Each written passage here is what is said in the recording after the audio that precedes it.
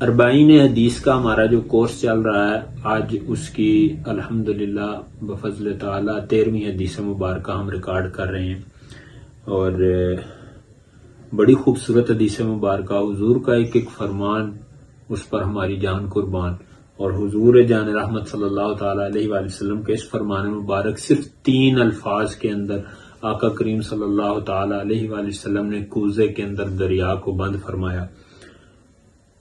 آتے ہیں حدیث مبارکہ کی طرف۔ وعن البراء ابن عازب رضی اللہ تعالی عنہما ان النبی صلی اللہ تعالی علیہ وآلہ وسلم قال، حضرت براء بن عازب رضی اللہ تعالی عنہ فرماتے ہیں کہ حضور جان رحمت جان جانا صلی اللہ تعالی علیہ وآلہ وسلم نے فرمایا۔ حدیث مبارکہ یہاں سے شروع ہو رہی ہے، توجہ فرمائیے گا۔ کیا فرمایا حضور جان رحمت صلی اللہ تعالی علیہ وآلہ وسلم نے؟ فرماتے ہیں کہ الخالۃ بمنزلۃ الام، الخالۃ بمنزلۃ الام، خالہ جو ہوتی ہے وہ ماں کی جگہ پر ہوتی ہے۔ خالہ پنجابی میں ماسی کہا جاتا ہے، اردو میں اس کو خالہ کہتے ہیں۔ جو والدہ کی بہن ہوتی ہے اس کو خالہ کہا جاتا ہے۔ تو آقا کریم صلی اللہ تعالی علیہ وآلہ وسلم نے خالہ کو ماں کا درجہ دیا۔ حضور جان رحمت صلی اللہ تعالی علیہ وآلہ وسلم نے فرمایا کہ خالہ ماں کی جگہ پر ہوتی ہے۔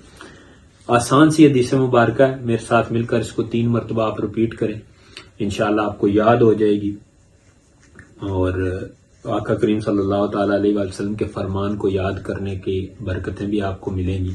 مل کر پڑھتے ہیں اس کو، میں پڑھوں گا میرے ساتھ ساتھ آپ بھی اس کو دہرا لیجئے، عربی متن کے ساتھ یاد کر لیں۔ الخالۃ بمنزلۃ الام، الخالۃ بمنزلۃ الام، الخالۃ بمنزلۃ الام۔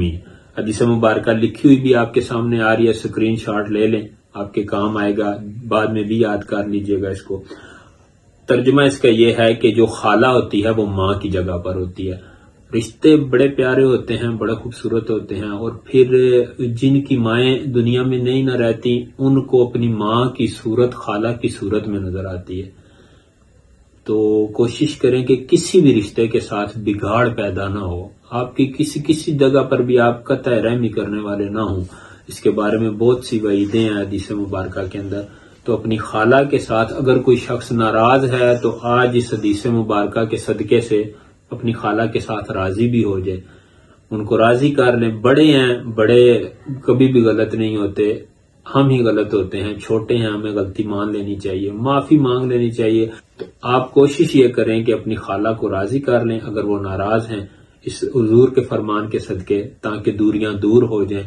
آخر میں ایک بات ہمیشہ کہتا ہوں کہ اپنے دلوں کا تعلق حضور جان رحمت صلی اللہ تعالی علیہ وآلہ وسلم کے ساتھ مضبوط کر لیں۔ حضور کے فرامین، حضور کی باتیں، حضور پہ درود، انشاءاللہ آپ کو حضور جان رحمت جان جانا صلی اللہ تعالی علیہ وآلہ وسلم کے قریب کر دے گے۔ صلو علی الحبیب صلی اللہ تعالی علی محمد۔